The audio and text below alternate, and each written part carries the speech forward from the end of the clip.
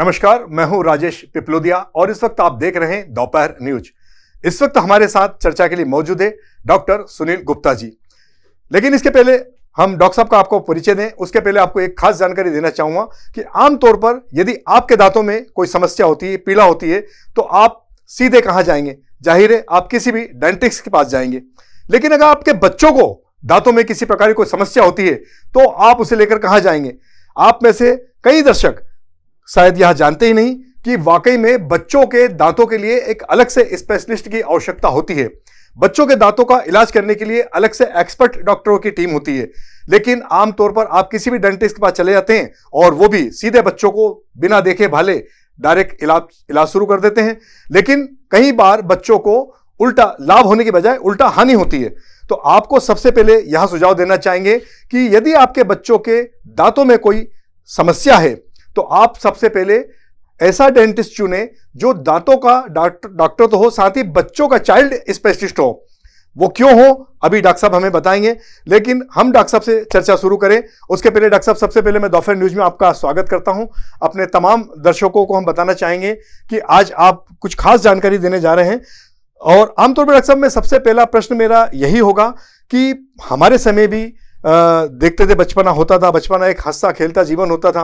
लेकिन आजकल बच्चों के दांतों में कुछ ज्यादा ही समस्या हो रही है। आमतौर पर छोटे छोटे बच्चे जो कह सकते हैं दूध मुंहे बच्चे भी हैं जिनके दांत सड़ जाते हैं या कहें कि टेढ़े मेढ़े होते हैं। तो ये समस्या क्यों होती है? क्या कारण है कि बच्चों के दांतों की समस्या के पीछे क्या कारण है इसमें? सबसे पहले तो सभी दर्शकों को मेरा नमस्कार। मैं doctor Sunil Gupta, child dental specialist. Pipalodiya ji, मैं आपके सवाल का जवाब तो दूं, लेकिन उसके पहले मैं बताऊं, कोई भी पेरेंट्स नहीं चाहता कि उसके बच्चे को किसी भी तरह की कोई समस्या हो, क्योंकि हर एक बच्चा अपने पेरेंट्स के लिए उतना ही इंपॉर्टेंट है जितना वो किसी को सोच भी नहीं सकता। बहुत प्रीशियस होते हैं बच्चे अपने पेरेंट्स के लिए। तो जो रही बात बच्चों के दांतों की समस्या की, तो बच्चों के दांतों में जो समस्या है उसका मूल कारण अभी इसलिए ज्यादा है। सबसे पहले तो आप एक चीज समझिए कि बच्चों में जो दांतों की समस्या है वो कितनी है। लगभग 70 से 80% बच्चों में डेंटल कैरीज नाम की एक बीमारी होती है, जिसको हम जनरली आम भाषा में दांतों में कीड़ा लगना बोलते हैं। कुछ ज्यादा ही हो रहा है 70 से 80%। पहले के समय में कम होती थी, आज लगभग 30 से 50% ज्यादा हो गई है। वो इसलिए ज्यादा हो गई है क्योंकि आज के समय का जो खान पान है, जो रहन सहन है, वो पूरा बदल चुका है। पहले मम्मियां खाना खिलाती थी और उसके बाद बाहर का जो भोजन होता था वो उस तरह नहीं होता था। आज के समय प्रोसेस्ड फूड में हम देखें पिज्जा, बर्गर, कैंडीज, बच्चे टॉफी, चॉकलेट, चिप्स, कुरकुरे, ये सब इतना ज्यादा खाते हैं जिसके कारण उनके दांतों की समस्या बहुत बढ़ रही है। दूसरा, कोल्ड ड्रिंक अलग तरीके से दांतों को नुकसान पहुंचा रहा है, चाहे वो बच्चों के दांतों में हो चाहे वो बड़ों के दांतों में हो। अब अगर मैं देखूं तो सबसे पहले तो मैं आपको एक चीज बताता हूं, बच्चों में दांतों की समस्या कितने तरह की है। जैसा आपने बोला कि टेढ़े मेढ़े दांत, ये वो, ठीक है। तो जो बच्चों में दांतों की समस्या है वो क्या क्या है? बच्चों में सबसे पहले तो दांतों में कीड़ा लगता है। जैसे ही वो कीड़ा दांतों में अंदर की तरफ, नसों की तरफ जाता है और नसों तक इंफेक्शन पहुंचता है तो बच्चे में दर्द और सूजन आती है। दर्द और सूजन आने के बाद जनरली पेरेंट्स को समझ में आता है, अरे मेरे बच्चे के दांत में दर्द है, अब इसको ले जाके मैं किसी डेंटिस्ट को दिखा देता हूं। डेंटिस्ट के पास गया, कई बार तो हमारे घर वाले ही बोल देते हैं, अरे दूध का दांत है, दवाई दे दो अभी, ठीक है, निकल जाएगा, आने वाला दांत अपनी जगह पे आ जाएगा। पर इसकी कोई गारंटी देती है? नहीं, वही मैं बताना चाह रहा हूं। एक्चुअली चाहे कैविटी हो, चाहे मसूड़े की बीमारी हो, चाहे दांत टेढ़े मेढ़े हो, इन सबके पीछे हमारा मूलभूत कारण जो है वो हमारी डाइट है और हमारा प्रॉपर अवेयर ना होना है। अगर मैं आपसे बताऊं कि जनरली अगर बच्चों में दांतों में कैविटी हो रही है तो कैविटी होने ही हम क्यों दे रहे हैं उसको? हम उसको पहले ही क्यों नहीं रोक रहे हैं? ऐसा हम क्या कर रहे हैं कि हमारे बच्चों के दांतों में कैविटी हो रही है और हमें पता भी नहीं चल रहा? चाहेंगे कि भैया आप दर्शकों को बताएं कि ये बीमारी ही ना हो, ग्रेविटी ना बढ़े, इसके लिए वे क्या करें? सबसे पहले तो मैं पिपलोदी जी बताता हूं बच्चों के दांतों की इंपॉर्टेंस क्या है। ऐसा क्या महत्व है बच्चों के दांतों का कि भगवान ने हमें बच्चों के जो दूध के दांत दिए, जिसको हम दूध का दांत बोलते हैं, मिल्क टूथ बोलते हैं, वो क्यों दिया है? सबसे पहली चीज कि बच्चा खाना खा सके, चबा सके, खा सके, है ना, क्योंकि अगर दांत नहीं होंगे तो बच्चा अच्छे से चबा नहीं पाएगा, ठीक है। दूसरा, हमारे बोलने में हमारी वो मदद करते हैं। ठीक है, दांत नहीं हो, आप कुछ भी बोल रहे हैं, आपका बोलना तुतलाने में कन्वर्ट हो जाता है। देखने में बच्चा खूबसूरत दिखता है। अगर किसी बच्चे के दांत सड़न के कारण या किसी वजह से भी टूट गए हैं, तो बेसिकली जब सामने के दांतों में सड़न लग जाती है तो बच्चे का जो सेल्फ कॉन्फिडेंस होता है वो कम हो जाता है। अगर दांत किसी वजह से सड़ गए हैं या निकाल दिए गए हैं तो उसके कारण जो उसका प्रॉपर डेवलपमेंट है, क्योंकि जब बच्चा अच्छे से खाना नहीं खाएगा तो उसका प्रॉपर डेवलपमेंट नहीं होगा, और जब बच्चे का प्रॉपर डेवलपमेंट नहीं होगा तो उसको अलग तरीके की प्रॉब्लम्स स्टार्ट हो जाती हैं। मतलब जो उसका सेल्फ कॉन्फिडेंस है वो डाउन, उसका जो ग्रोथ है वो डाउन। इसके अलावा दूध के दांत की क्या इंपॉर्टेंस है? दूध का दांत आने वाले दांत को गाइड करता है कि भैया तुम्हें कहां आना है। जो परमानेंट टूथ है जो आ रहा है, जो पक्के दांत हैं, उसको गाइड करने का काम भी दूध का दांत कर रहा है। उसके लिए जगह भी कौन बचा के रख रहा है आने वाले दांत के लिए? दूध का दांत, रिजर्व सीट। हाँ, रिजर्व सीट है। अगर दूध का दांत प्रॉपर अपनी जगह पे है और खराब नहीं है और नीचे से दांत आ रहा है तो प्रॉपर उसी जगह आएगा जहां उसे आना चाहिए। लेकिन अगर समय से पहले ये दांत सड़ गया ऊपर वाला तो क्या हो सकता है? हो ये सकता है कि जो आपने बोला टेढ़े मेढ़े दांत, हाँ, उसके साथ क्या हो सकता है? टेढ़े मेढ़े दांत की समस्या। अगर दूध का दांत समय से पहले निकल गया, जो उसका समय है, उसको जिस समय हटना चाहिए था और नीचे उसके पहले सड़ के निकल गया या किसी कारणवश हमने निकलवा दिया, ठीक है, तो आने होता क्या है, आपने एक दांत सड़ा उसको निकलवा दिया, ठीक है, तो जो उसके आगे पीछे दांत हैं उनके पास जगह है। अब वो क्या होता है, झुक जाते हैं, और वो झुक गए तो जो नीचे से आने वाले दांत के लिए प्रॉपर जगह थी वो जगह नहीं रह गई। अब क्या होगा, दांत प्रॉपर अपनी जगह नहीं आएंगे, या तो टेढ़े मेढ़े आएंगे, और कई बार तो दांत आते भी नहीं है। ठीक है, तो इससे बचाव के लिए भी हमें जनरली जो कैविटी है, जो समस्या है, उसको सॉल्व करना चाहिए। खान पान पे विशेषकर माता पिता को ध्यान देना चाहिए। खान पान पे भी ध्यान देना चाहिए, और साथ में टाइम टू टाइम हमें बच्चे का खुद भी चेकअप करना चाहिए। कहीं मेरे बच्चे को कोई सी भी समस्या तो नहीं, कहीं किसी दांत में कीड़ा तो नहीं लगा। अगर लगा है तो मुझे एज अर्ली एज पॉसिबल, जितना जल्दी हो उसको ट्रीट करा। मैं आपकी बात को थोड़ा सा बीच में काट रहा हूं कि आपने कहा कि बच्चों को, माता पिता को देखना चाहिए। अब उसके दांत में कोई इन्फेक्शन है तो इन्फेक्शन तो माता पिता देख नहीं पाएंगे। उसके लिए तरीका ये होता है कि भाई बच्चे के दांत साफ सुथरे है कि नहीं, उसे ब्रश कराना चाहिए। तो माता पिता बच्चों को कितनी बार ब्रश कराएं, सुबह शाम? और कई बार जैसे बड़ों को सजेस्ट किया जाता है कि माउथ वॉश का उपयोग कीजिए, तो क्या बच्चे भी माउथ वॉश का उपयोग कर सकते हैं? सबसे पहले तो ये बच्चों और बड़ों दोनों पे ये चीज लागू होती है ना, कि अगर हम ब्रश कर रहे हैं तो हम ब्रश कितनी बार करें, वो मेन रखता है। जनरली किसी से भी पूछो ब्रश कितनी बार करना है तो वो सीधा जवाब देता है 2 बार, एक सुबह उठते से और एक रात में सोने से पहले। बिल्कुल सही बोलता है, ठीक है। पर जो रात में सोने से पहले ब्रश करना ज्यादा इंपॉर्टेंट है, उसका कारण क्या है कि रात भर हमारे मुंह में, अगर हमने खाना खाया और ब्रश नहीं किया और सो गए, तो रात भर हमारे मुंह में बैक्टीरिया जितने हैं वो उस फूड को फर्मेंटेट करेंगे, सड़ाएंगे, और कैविटी होने का चांस बढ़ जाएगा। जो दांतों में सड़न होने का चांस है वो बढ़ जाएगा। अगर हमने रात में ब्रश किया तो पहली बात तो मुंह में बैक्टीरियल लोड कम हो गया, बैक्टीरिया कम हो गए, और जब मुंह में बैक्टीरिया कम हो गए तो वो सड़न कम करे। इसी जुड़ा एक प्रश्न, जैसे कि आपने कहा कि ब्रश करना चाहिए, सुबह भी करना चाहिए, रात को भी करना चाहिए, तो उसकी कोई टाइम लिमिट है कि रात को ज्यादा या इतने मिनट करना चाहिए, सुबह इतने मिनट करना चाहिए? मैं वही बता रहा हूं। अब इतना समझिए कि रात में उन्होंने ब्रश किया, तो एक तो रात में ब्रश करने का कारण यह था कि बैक्टीरियल लोड कम होगा। दूसरा कारण यह है कि रात में बैक्टीरिया को एक्शन करने का टाइम ज्यादा मिलता है, खाने को सड़ाने का। कारण क्या होता है, रात में जो सलाइवा होता है, जिसको आम लैंग्वेज में थूक बोलते हैं, ठीक है, सलाइवा का प्रोडक्शन कम होता है। जितना थूक कम बनेगा, जितना सलाइवा कम प्रोड्यूस होगा, उतना ही ज्यादा कैविटी या डेंटल प्रॉब्लम्स का इंसिडेंस बढ़ जाएगा। तो रात में ब्रश करना ज्यादा इंपॉर्टेंट है, सुबह की अपेक्षा। करना दोनों ही टाइम है, पर रात वाला ज्यादा इंपॉर्टेंट है, और उसके बाद सुबह वाला। तो जनरली रात में सोने से पहले हम ब्रश करें, ठीक है, उसके बाद कोशिश करें हम कुछ ना खाएं, सिर्फ पानी लें, और सुबह के समय उठने के बाद आप ब्रश करें। मेरा मूल प्रश्न थोड़ा सा रह गया, एक टाइम लिमिट, जैसे 2 मिनट तक सलंग ब्रश करें। मिनिमम, एक्चुअली आप ब्रश कभी भी करें, मिनिमम ब्रश करने का जो टाइम ड्यूरेशन होता है वो 2 मिनट का होता है। उसके बाद आप 2 करें, 2.5 करें, 3 मिनट करें। तो ज्यादा ब्रश करने से ब्रश करने से दांत घिसते हैं, है ना। लेकिन इसीलिए अब ब्रश की क्वालिटी पे भी डिपेंड करता है कि आपको कैसा ब्रश करना चाहिए। हम हार्ड ब्रश कर रहे हैं, बहुत फोर्स लगा के कर रहे हैं, पहली चीज ब्रश मिनिमम 2 मिनट करना चाहिए, इससे ज्यादा आप थोड़ा कर सकते हैं। सॉफ्ट हैंडेड करना चाहिए, हल्के हाथों से करना चाहिए, बहुत कड़क से नहीं करना चाहिए, मतलब दांतों पे और हड्डी पे मसूड़े पे बहुत फोर्स नहीं लगाना है, ठीक है। हल्के हाथ से करिए, 2 मिनट से ऊपर करिए, मिनिमम 2 मिनट करिए, ठीक है। और तो ब्रश करने के साथ ही कई कंपनियां दावा करती है, कोई कहती फला कंपनियां हमारे दांतों में ये है, उसके हमारे टूथब्रश में ये है, मतलब मैं उन कंपनियों का नाम नहीं ले रहा हूं, लेकिन क्या ऐसा कुछ ऐसी कंपनी का जो दावे हैं, ये दावे कितने प्रतिशत है? चाहे कोलगेट को ले लो या अपन बबूल को ले लो या किसी को भी ले लो, नाम तो छोड़िए, मैं तो एक बेसिक सी चीज बोलता हूँ, कोई भी ब्रांड हो, ठीक है, हर ब्रांड के हर टूथपेस्ट में कोई ना कोई ऐसा कंटेन होता है जो हमें किसी हद तक कुछ ना कुछ बेनिफिट्स देता है, ठीक है। अगर मैं बात करूं, जिसको अगर सेंसिटिविटी है, अगर आपको ही सेंसिटिविटी है, ठीक है, तो आप सेंसिटिविटी के जो टूथपेस्ट कर रहे हैं उसमें कुछ ऐसे कंटेंट हैं जैसे पोटेशियम नाइट्रेट 5% जो डेंटिनल ट्यूब्यूल्स को ब्लॉक कर देता है और आपकी सेंसिटिविटी खत्म हो जाती है, ठीक है। लेकिन हर एक टूथपेस्ट का एक एक्चुअली इंडिकेशंस होती है किसको कब करना है। किसी भी मेडिकेटेड टूथपेस्ट को आप हमेशा नहीं कर सकते, बदलते रहना चाहिए।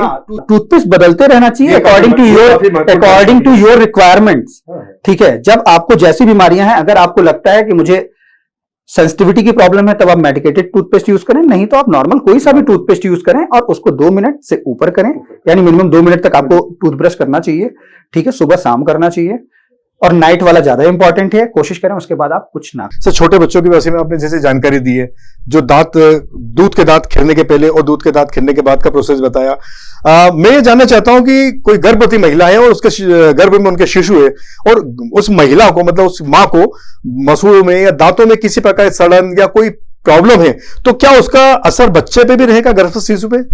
देखिए सर, अगर मैं साइंटिफिक रिसर्च की बात करूं तो बहुत सारी ऐसी रिसर्च देखी गई हैं, बहुत सारी ऐसी रिसर्च हैं जिसमें बेसिकली अगर मां को गम डिसऑर्डर है यानी मसूड़े की बीमारी है तो उसका असर बच्चे के जो गर्भ में बच्चा है उस पे भी पड़ता है। बेसिकली कई बार उसका प्रीमैच्योर बर्थ होता है, प्रीमैच्योर डेवलपमेंट होता है, ठीक है। अब जब प्रीमैच्योर बर्थ होता है उसमें भी बच्चे का वेट जो होता है वो कम होता है। अब लो वेट का जो बच्चा है वो अपने आप में ही उसमें डेवलपमेंट की बहुत सारी प्रॉब्लम्स आ चुकी होती हैं, ठीक है। तो कोशिश हमें ये करनी चाहिए कि अगर कोई भी मां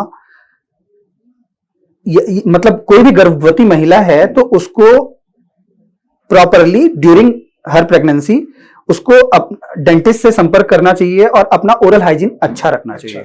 अच्छा, इसी के साथ एक और जुड़ा हुआ प्रश्न सर, क्या ये बीमारी जो दांतों की बीमारियां बच्चों में होती है आमतौर पर, तो क्या ये आनुवंशिक की बीमारी भी कह सकते हैं? जैसे किसी को परिवार में रही हो तो उसके बच्चों को आगे होगी?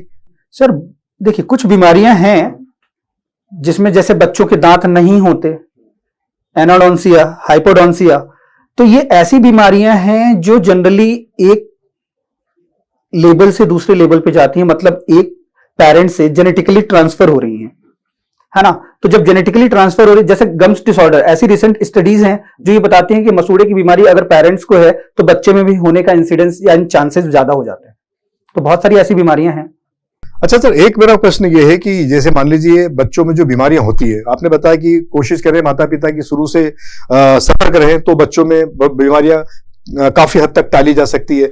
लेकिन अगर किसी बच्चों को बीमारी हो गई है तो मेडिकल दवाई गोली से कितने प्रतिशत ये ठीक हो सकता है, या दांत सड़ने के बाद में उसको रूट कैनाल ही करवाना पड़ेगा?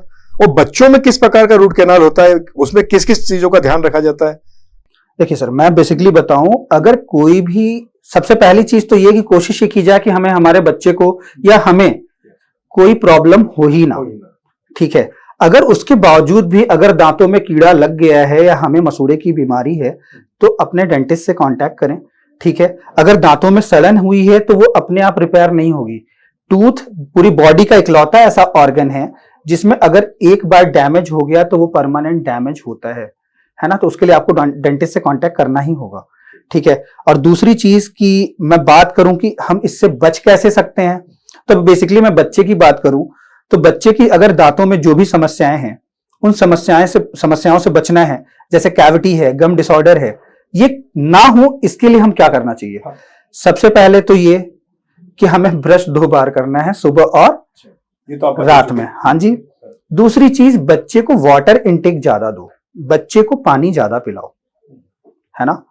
तीसरी बात कि जो बच्चा बार बार खा रहा है ना, बार बार खाना, जो फ्रिक्वेंट स्नैकिंग है, उस फ्रिक्वेंट स्नैकिंग को कम करो आप, है ना। बार बार नहीं, उसका एक टाइम इंटरवल बना लो कि इतने समय बाद ही बच्चे को देना है। ऐसा नहीं कि आधे घंटे पहले बच्चे ने कुछ खाया उसके बाद फिर से कुछ खा लिया, है ना। मीठे से भी परहेज। हाँ, इसके अलावा अपने बॉडी में शुगर इंटेक को कम करो। बच्चे को कैंडीज खिला रहे हैं या चॉकलेट खिला रहे हैं तो एक फिक्स टाइम कर लें। देखिए, बच्चे को आप चॉकलेट खाने से नहीं रोक सकते, पर आप ये कर सकते हो कि आपको हफ्ते में एक बार मिलेगी, ठीक है। शुगर इंटेक कम करें। इसके अलावा अगर देखा जाए तो हमें हर 6 महीने में अपने बच्चे को डेंटिस्ट को दिखाना चाहिए, इवन खुद भी जाना चाहिए। खुद को भी 6 महीने में रेगुलर फॉलोअप विजिट पे जाना चाहिए, चेकअप विजिट पे जाना चाहिए। सर, जैसे चॉकलेट और मिठाई, इन दोनों में घातक ज्यादा कौन है, चॉकलेट या मिठाई? मैं बेसिकली बताऊं सर, कोई भी सुगरी फूड हो, कोई सा भी सुगरी फूड हो जिसमें शुगर हो, कई बार हम बोलते हैं, मैं अब बेसिकली इस पॉइंट के बाद मैं एक बार ब्रेस्ट मिल्क और बॉटल मिल्क की भी बात करूंगा, है ना, क्योंकि आपने शुगर की बात की तो मुझे वो याद आया, है ना। तो बेसिकली क्या है कि चॉकलेट हो, शुगरी फूड हो या नॉर्मल खाना हो, ठीक है, हर चीज में शुगर होती है। शुगरी फूड डायरेक्ट शुगर है, ठीक है। जो हम नॉर्मल प्रोसेस्ड फूड खा रहे हैं, खाना खा रहे हैं, इन सब में भी खुद इनबिल्ट शुगर है। सबके अंदर कार्बोहाइड्रेट्स हैं जो खुद एक फॉर्म है शुगर की, ठीक है। और ये शुगर है तो शुगर, जब भी आपने खाना खाया और खाना खाया वो दांत से चिपक गया और आपने उसकी सफाई नहीं की, जब आपने उसकी सफाई नहीं की तो बेसिकली क्या होगा, आपने सफाई नहीं की दांत की, वो खाना चिपका हुआ है, बैक्टीरिया उसको फर्मेंटेट करेंगे, सड़ाएंगे, और जब बैक्टीरिया फर्मेंटेट करेंगे, सड़ाएंगे तो एसिड फॉर्म होगा और वो एसिड से कैविटी होगी और उस कैविटी से बच्चे की प्रॉब्लम्स बढ़ेंगी, यानी बच्चों के दांतों में सड़न लग चुकी है। इनिशियली जब तक कैविटी छोटी होती है हमें पता नहीं चलता और हम इग्नोर करते हैं, अरे अभी तो कोई दिक्कत नहीं है, और जैसे ही वो दिक्कत बढ़ती है तो बच्चे को दर्द, सूजन, मवाद, ये सारी प्रॉब्लम स्टार्ट होती हैं। तो कोशिश ये होनी चाहिए कि हम अपने बच्चों के दांतों में पहले तो सड़न ना लगने दें, लग जाए तो डेंटिस्ट से कांटेक्ट करें। और हाँ, एक बात मैंने अभी आपसे और बोली थी कि ब्रेस्ट मिल्क और बॉटल फीडिंग, माँ के दूध और बोतल बंद दूध में, और बॉटल के दूध में पहली चीज तो ये कि नाइट टाइम में आप कोशिश करें जब भी आप अपने बच्चे का दांत साफ कर दें, साफ करने के बाद ना तो बॉटल फीडिंग होनी चाहिए और ना ही ब्रेस्ट फीडिंग होनी चाहिए। कारण क्या है, अगर दूध की परत दांतों पे लगेगी, ठीक है, तो बैक्टीरिया के पास प्रॉपर टाइम है पूरी रात भर का जो उसको सड़ाएंगे, और सड़ाने के बाद बच्चों के दांतों में कैविटीज लगेगी, है ना।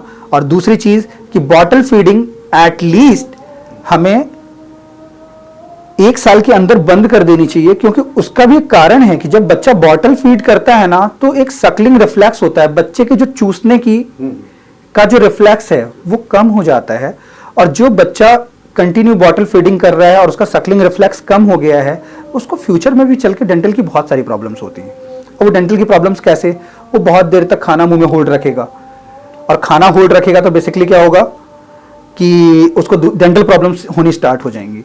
तो कोशिश ये है कि ये बंद हो जाए। और हाँ, एक पॉइंट और जो child dental, as a child dental specialist मैं आपसे बोलूंगा कि सबसे पहले हमें बच्चे को कब दिखाना चाहिए डेंटिस्ट को। बच्चे को डेंटिस्ट को दिखाने का जो सबसे, यानी इसको हम फर्स्ट डेंटल विजिट बोलते हैं, उसके पहले दांत आने के 6 महीने के अंदर, या बोले तो उसके पहले बर्थडे के पहले, जैसे ही फर्स्ट दांत आता है, मतलब शुरुआत होती है, उसके 6 महीने तो उन्हें डॉक्टर को दिखाना ही चाहिए। आमतौर पे माता पिता कई बार चाहते हैं कि अभी तो कोई बीमारी नहीं, हम जबरदस्ती क्यों दिखाएं। उसका कारण है कि आपने बोला क्यों दिखाएं, तो उसका कारण है कि अगर आप बच्चे को उसके पहले दांत आने के बाद दिखा रहे हो 6 महीने के अंदर, या उसके पहले बर्थडे के पहले दिखा रहे हो, ठीक है, यानी 1 साल की लगभग की उम्र में आप दिखा रहे हो, जब आप जाओगे पहली चीज तो वो डेंटिस्ट से अवेयर होगा, ठीक है।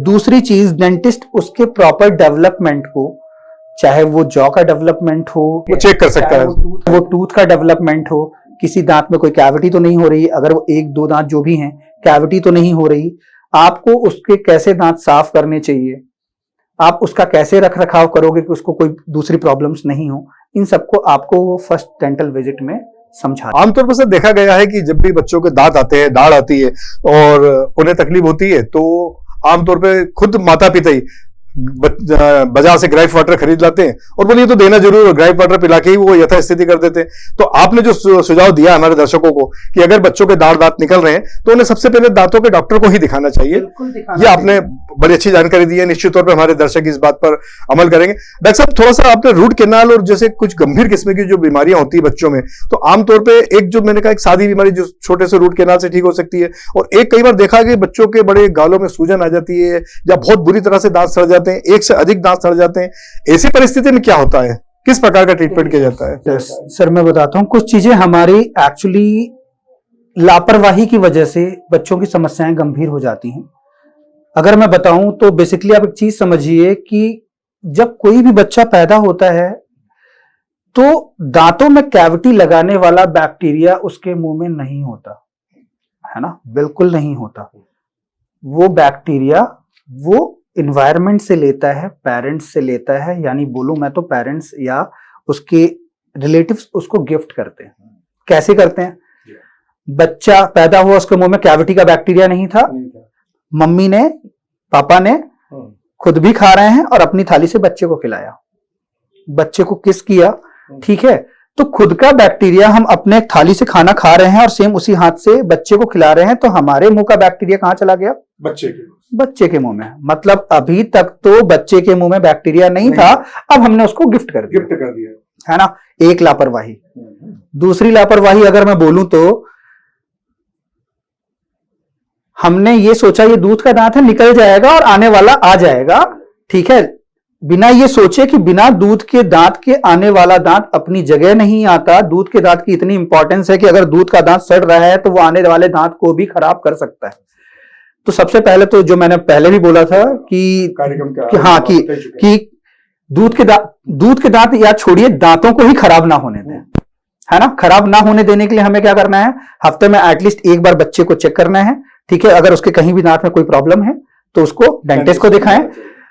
अगर आप नहीं दिखा पाए और उसके बावजूद, अब मैं आपकी बात पे आ रहा हूं, नहीं दिखा पाए और उसके बावजूद भी अगर बच्चे के दांत में दर्द आ गया, ठीक है, या बच्चे के मुंह में सूजन आ गई, ठीक है, तो इसका आने का मूलभूत कारण है कि आपके बच्चों के दांत की जो सड़न थी वो नसों तक पहुंच गई है और इन्फेक्शन अब नसों और हड्डियों में। मतलब उसको दांत को निकालना या ट्रीटमेंट करना बेहद जरूरी है। दांत को निकालना या ट्रीटमेंट करना ये तो डेंटिस्ट डिसाइड करेगा, बिकॉज हर एक दांत के आने का फिक्स एज होता है। अगर मैं बात करूं कि बच्चों की दाढ़ आने की उम्र जो है वो 9 से 11 साल है, ठीक है। बच्चों में कैनाइन, वो जो नुकीले दांत हैं, उनके आने की उम्र देखूं तो लगभग 10 से 12 साल की उम्र है। तो हर एक दांत की आने की उम्र अलग है। तो वो किस उम्र में बच्चे का दांत सड़ा है, वो कितना सीवियर है, क्या आने वाले दांत पे उसका कोई असर पड़ रहा है, और अगर नहीं पड़ रहा, ठीक है, तो उसका ट्रीटमेंट अलग है, पड़ रहा है तो उसका ट्रीटमेंट अलग है। मतलब इन्फेक्शन कितना है, किस हद तक है, वो तो जांच के बाद देखने के। अच्छा सर, एक क्वेश्चन मेरा और था कि जैसे दांतों की जो बीमारी है, जो आपने बताया कि तरह तरह के जो दांतों में कीटाणु है, तो जो दांतों की बीमारी का इन्फेक्शन है, जो बीमारी, क्या शरीर के अन्य पार्ट्स पे भी किसी प्रकार का असर होता है इसका? बिल्कुल सर। अब एक चीज समझिए, बहुत सारे बैक्टीरियाज हमारे गम्स में ऐसे हैं जो हमारे कई कार्डियक प्रॉब्लम्स को भी एग्रीवेट करते हैं, ठीक है। तो सबसे, मैं तो हमेशा यहां पे तो दर्शकों से, बाकी मैं अपने हमेशा पेशेंट से बोलता हूं, एटलीस्ट साल में 2 बार, हर 6 महीने में एक चेकअप के लिए आप डेंटिस्ट के पास जाएं। रेगुलर क्लीनिंग कराएं, हर 6 महीने में एक बार अपने दांतों की प्रोफेशनल क्लीनिंग। हम रोज अपने दांतों की सफाई करते हैं, पर बेसिकली मैं बताऊं तो हम दांतों की सफाई कर लेते हैं, लेकिन मसूड़ों के अंदर जो गंदगी है उसकी सफाई हम नहीं कर पाते, और वही कारण है कि हमारी प्रॉब्लम्स छोटे से बड़ी होती हैं। अगर हम हर 6 महीने में अपने दांतों की और मसूड़े की सफाई रखेंगे और कराएंगे प्रोफेशनल क्लीनिंग, तो उससे हमें फायदा ये मिलेगा कि हमारी दांतों में कोई सी भी समस्या है तो छोटी से छोटी समस्या हम पकड़ के उसका इलाज कर सकते हैं और समस्या को बड़ी ही नहीं होने देंगे। सर, हमारे दर्शकों को आप क्या संदेश देना चाहेंगे अंत में? सर, सबसे पहले तो मैं ये बोलूंगा कि अगर आप अपने बच्चों का ध्यान रख रहे हो, अगर बच्चे को आप थोड़ा सा भी फीवर होने के बाद पीडियाट्रिशियंस को दिखा रहे हो, तो अपने बच्चों के दांतों में अगर कोई भी तकलीफ आ रही है तो चाइल्ड डेंटल स्पेशलिस्ट से कांटेक्ट करें। चाइल्ड डेंटल स्पेशलिस्ट से क्यों कांटेक्ट करें, उसका एक कारण है कि child dental specialist basically sir क्या करता है, वो चाइल्ड साइकोलॉजी समझता है। बच्चे के बिहेवियर को कैसे मैनेज करना है, बच्चे को कैसे मैनिपुलेट करना है, बच्चे के साथ कैसे एक ड्यूरिंग ट्रीटमेंट रिलेशनशिप स्टैब्लिश करनी है कि वो आपको कोऑपरेट करे, उसके अंदर का डर कैसे खत्म करना है, ये चाइल्ड डेंटल स्पेशलिस्ट बखूबी समझता है।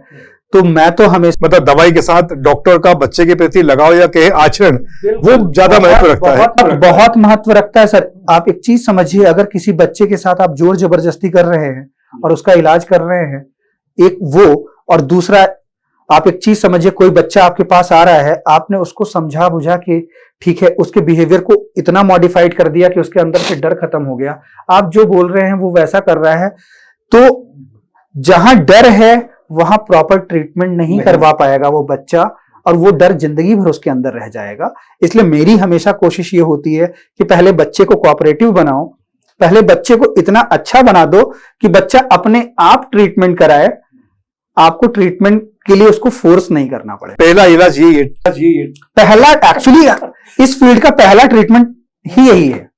तो दर्शकों, वैसे तो प्रश्न हमारे बहुत सारे हैं और डॉक्टर साहब के पास में उत्तर भी है, लेकिन समय का विशेष रूप से ध्यान रखना पड़ता है।